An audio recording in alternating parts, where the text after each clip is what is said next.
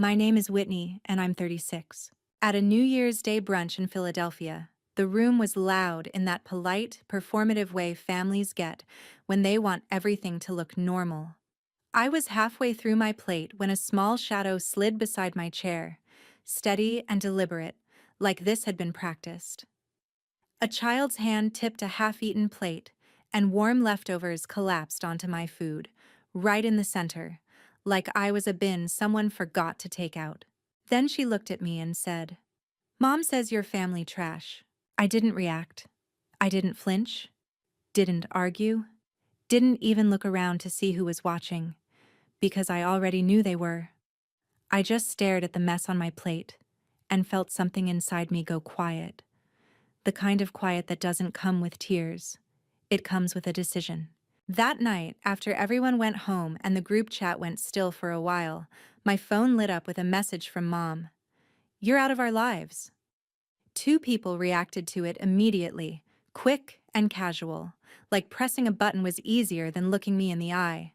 I smiled at my screen and typed one line. "Fine. Everything in my name disappears tomorrow." Then I left the group. By midnight, the messages wouldn't stop, panicked and fragmented, like someone had pulled a plug and they were only just hearing the silence. Before I tell you what he said, and what happened after I walked out, tell me, what time is it for you right now, and where are you watching from?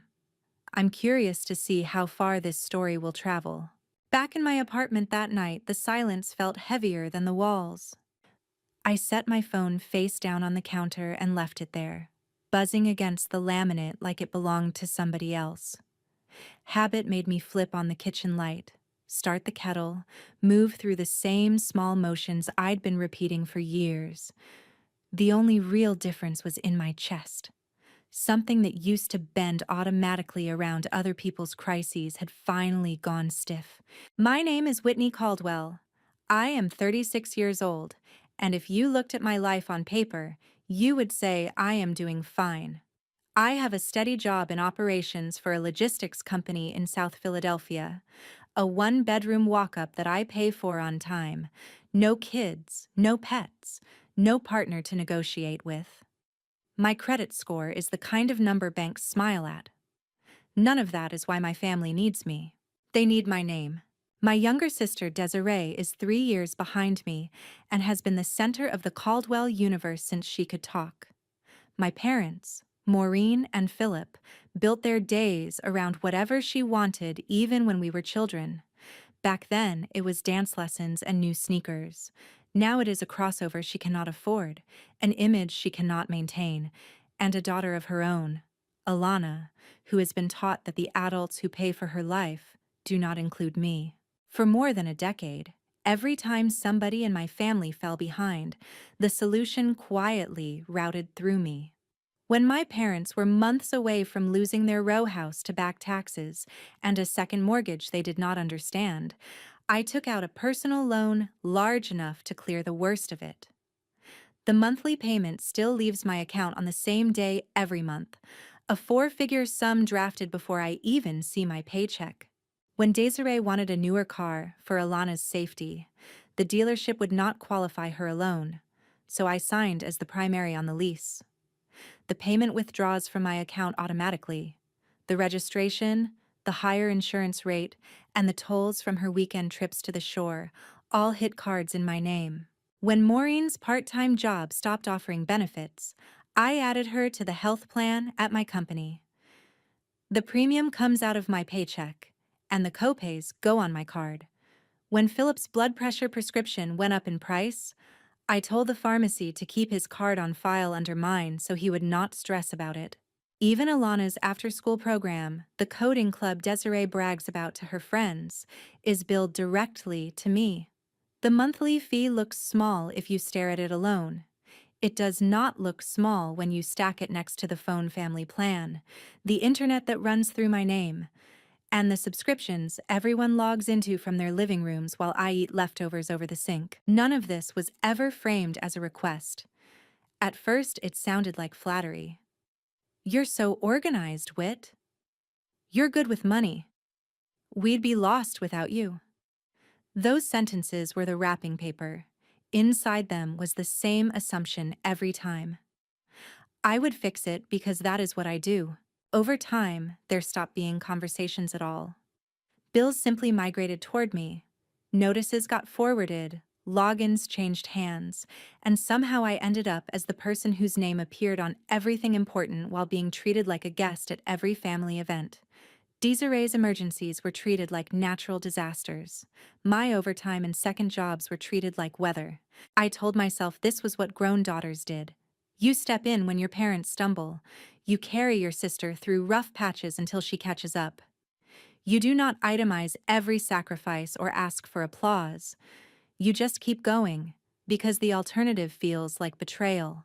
Standing in my tiny kitchen with the kettle hissing and my phone vibrating on the counter, I realized I could list every amount I was paying for them, but could not remember the last time any of them asked what it was costing me. I know every due date and password linked to their comfort by heart. I can picture the color of each company's logo when I close my eyes, the way a nurse learns medication labels.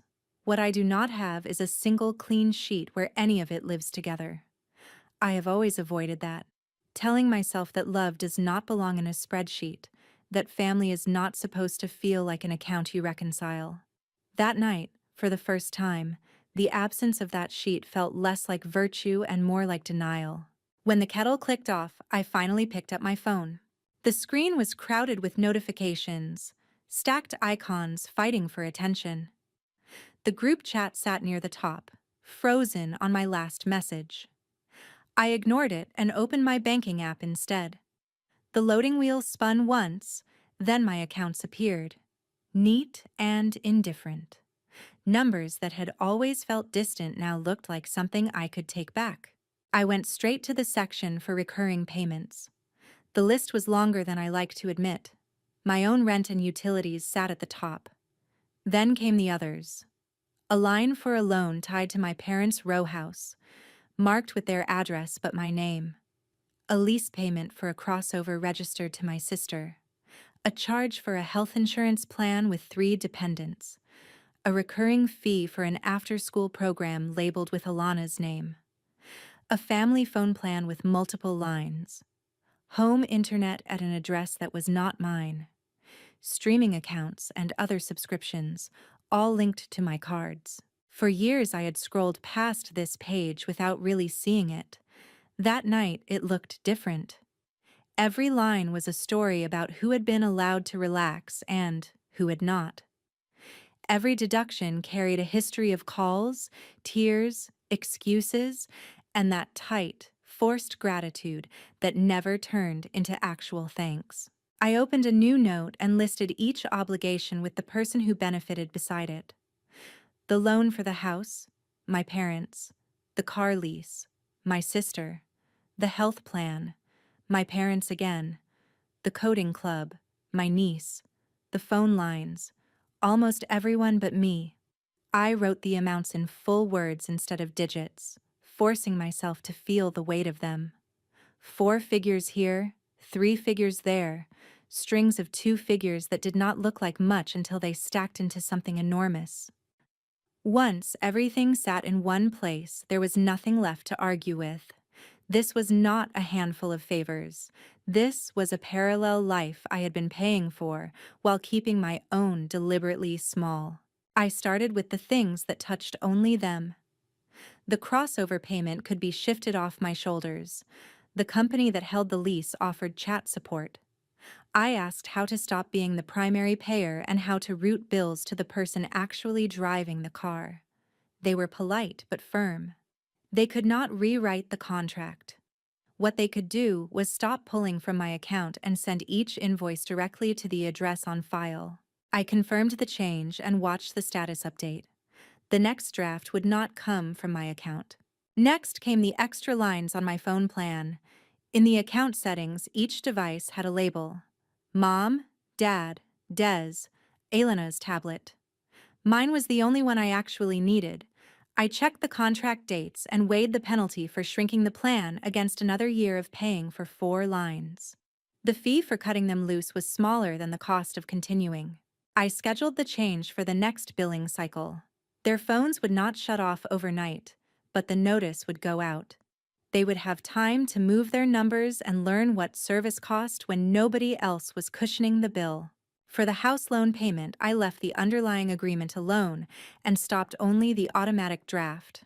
The bank would send a notice when the transfer did not arrive. My parents would have to speak to the lender themselves instead of letting my balance absorb their silence. The after-school program was simple. There was a portal with a switch for automatic billing. I turned it off.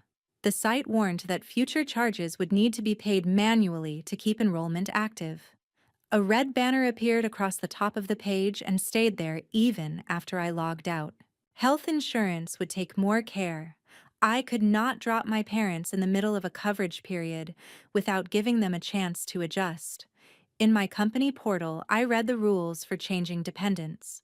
There were windows for updates, penalties for mid-year removals, options for them to continue coverage on their own. I saved the relevant pages and decided that piece would not move tonight.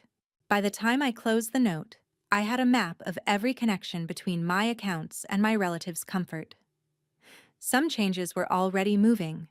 Others waited for a call or a form.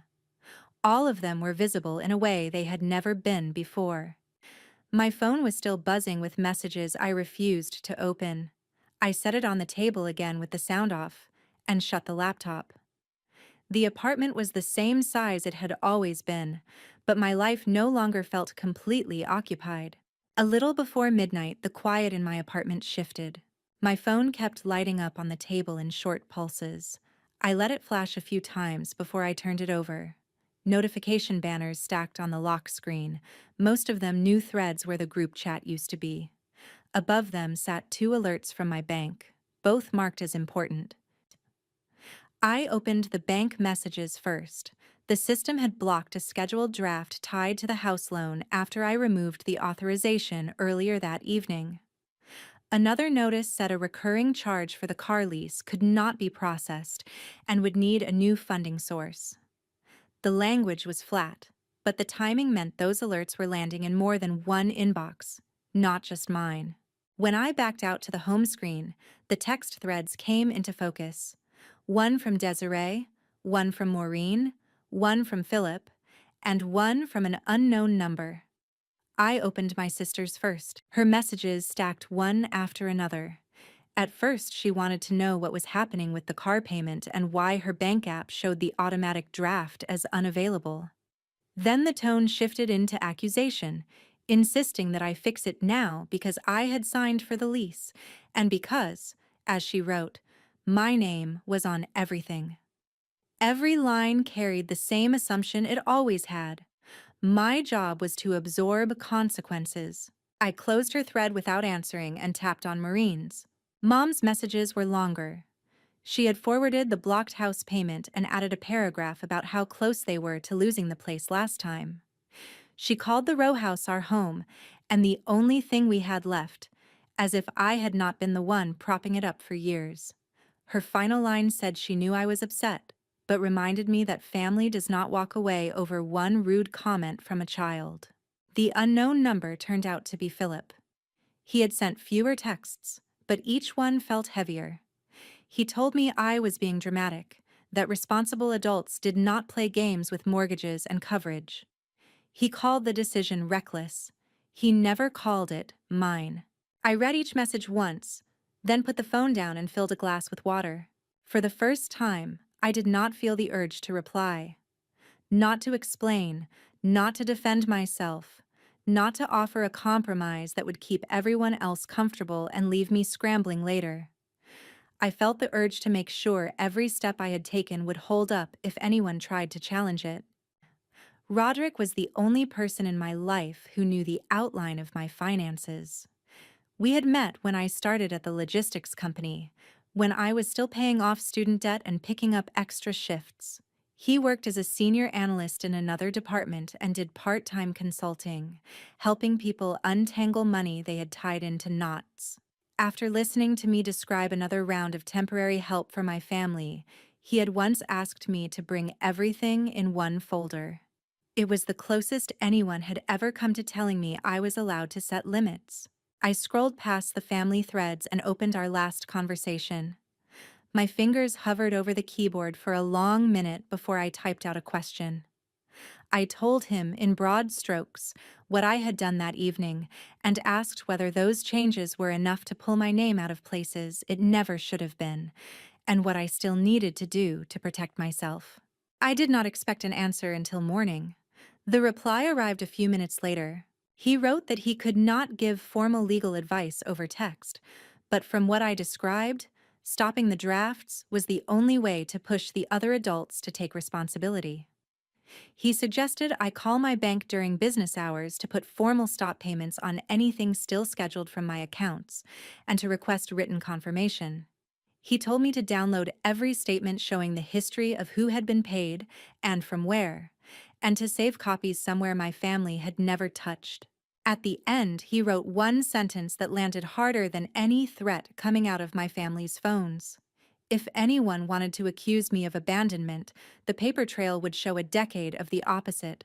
I read that line again before locking my screen. The texts from across the city kept coming, piling up in unseen threads. I left the phone face down on the table and sat by the window. Outside, the night between one year and the next finally felt quiet enough for me to hear myself think. By late morning the next day, I chose a place where I could leave without anyone blocking the door. There was a narrow diner on the edge of Center City, chipped counters and bottomless coffee, the kind of room where people mostly minded their own business. I took a booth along the wall facing the entrance and wrapped my hands around a mug until the heat steadied them. Maureen walked in first, eyes sweeping the room like she expected bad news to be printed above my head. Philip followed with his jaw set and his coat half open. Desiree came last, still scrolling her phone. Alana pulled along at her side. They spotted me and moved together toward the booth, a unit so practiced it hurt to watch. They slid into place.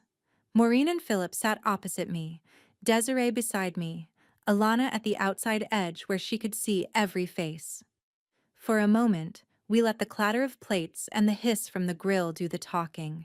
Philip spoke first. He leaned forward, elbows on the table, voice low but sharp. He said it was time to stop whatever game I thought I was playing. Mortgages were not leverage. Auto drafts were not weapons. The house payment had bounced.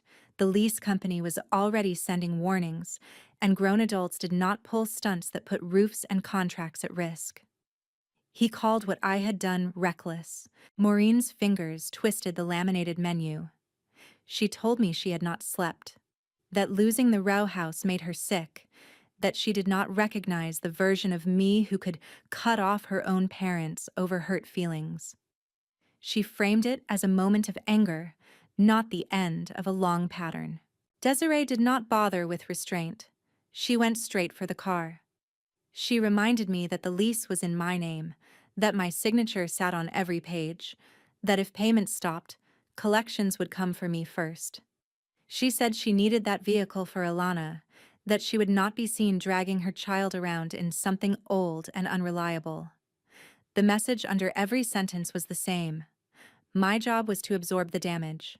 I let them talk. I counted my breaths, let each accusation land and slide away. When they finally paused, waiting for me to apologize or back down, I reached into my bag and set a thin folder on the table. I opened it toward them. The first sheet showed the loan history for their house, a stack of transfers drafted from my account over the past 10 years.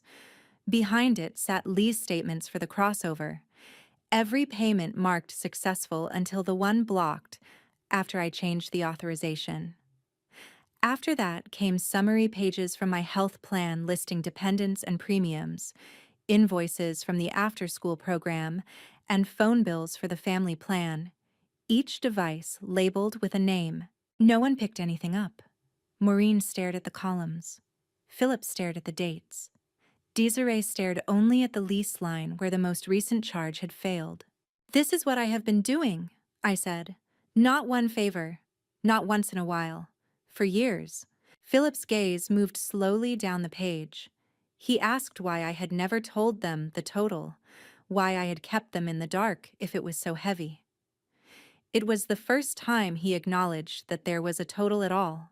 Maureen's expression folded in on itself as she saw how far back the statements went.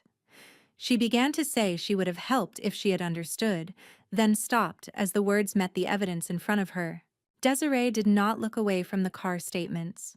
She said that if I cared about Alana, I would fix that line first and they could figure the rest out later.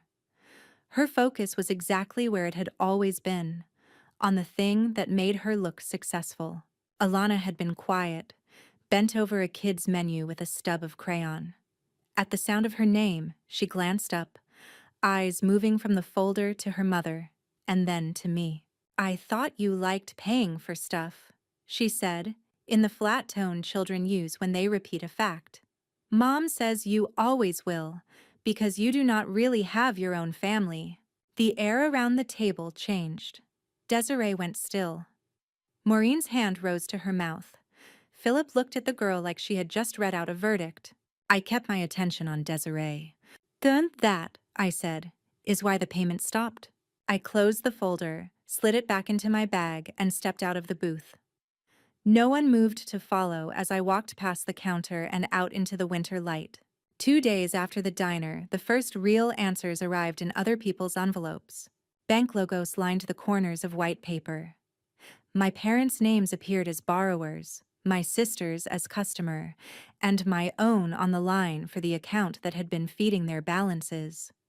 The system was finally addressing them instead of treating me as the only adult in the room. The house loan notice was blunt.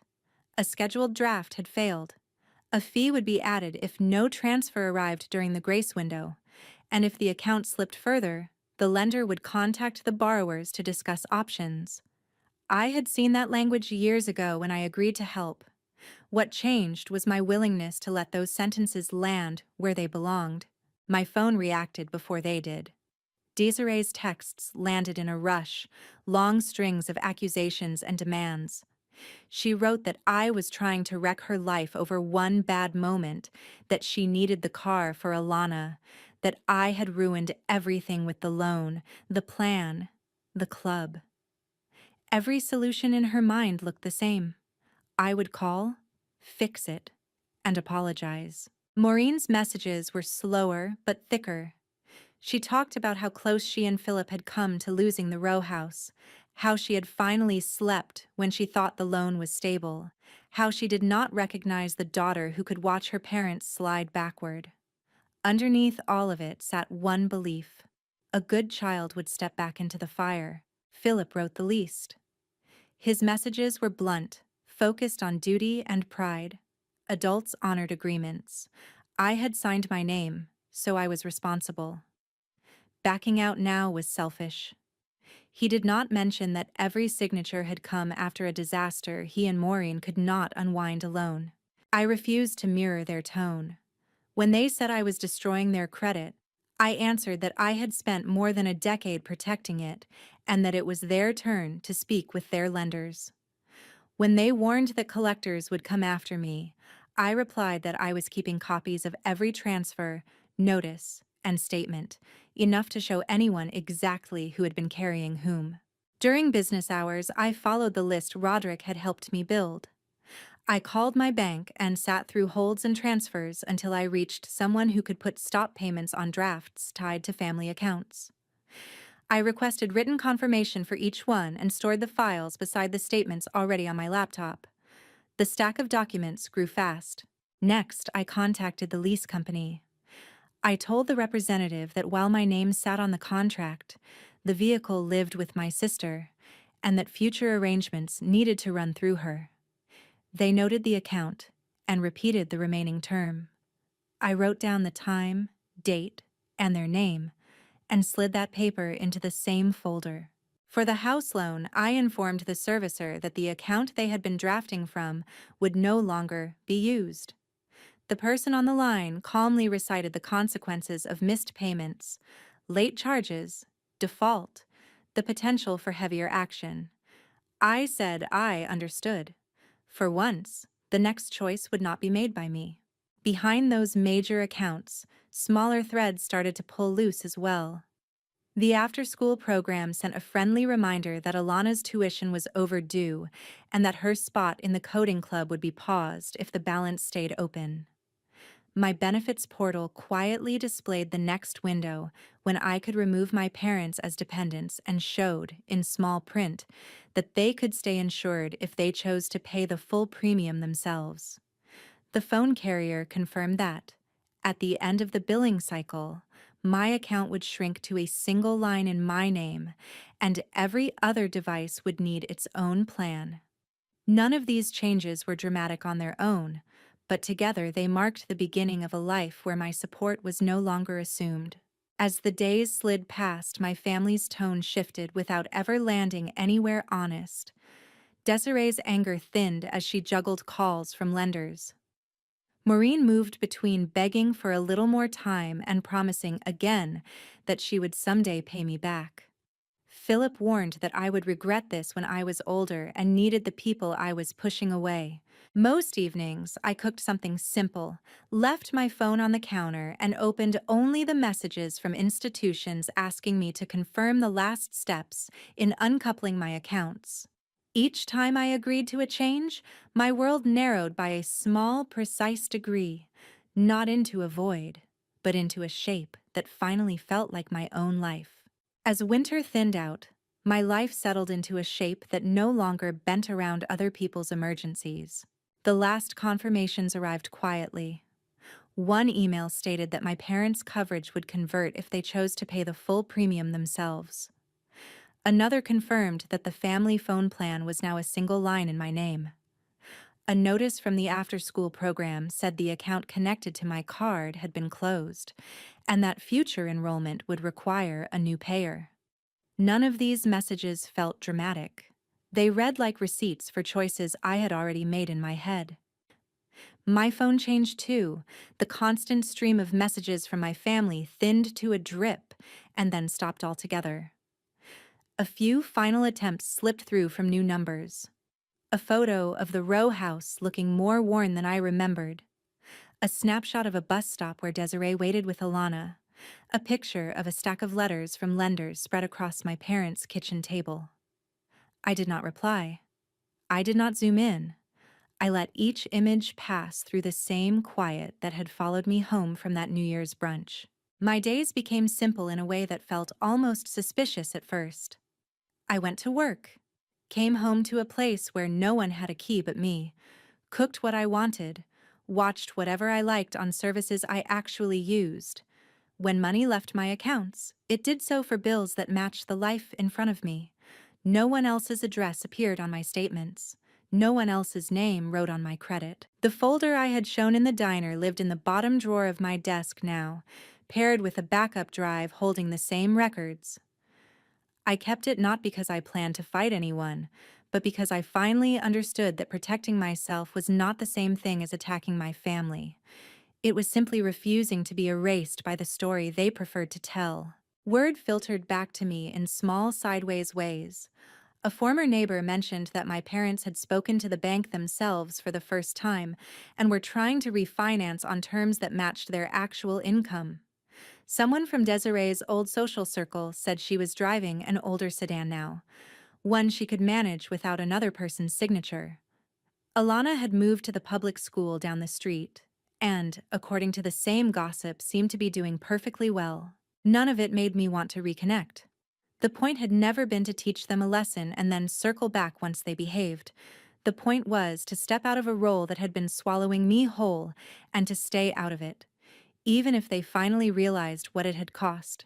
On a cool evening, a few months later, I stood in my kitchen with the window cracked open, listening to traffic roll along the street below. The apartment smelled like roasted vegetables and soap. My phone lay on the counter, face up, free of red numbers demanding attention. For the first time I could remember, I could describe my life without starting the sentence with someone else's name. I thought about Alana's voice at the diner, repeating what she had heard at home like it was a fact. I thought about every time I had told myself that being useful was the same as being loved, that carrying the weight in silence made me strong instead of invisible.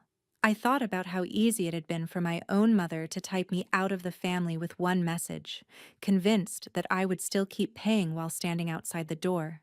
What I finally understood is this: money does not buy love, but the way people treat your sacrifices tells you exactly how they define family. If your worth only counts when you are solving problems, then you are not a relative to them. You are a resource. Walking away from that is not cruelty, it is clarity.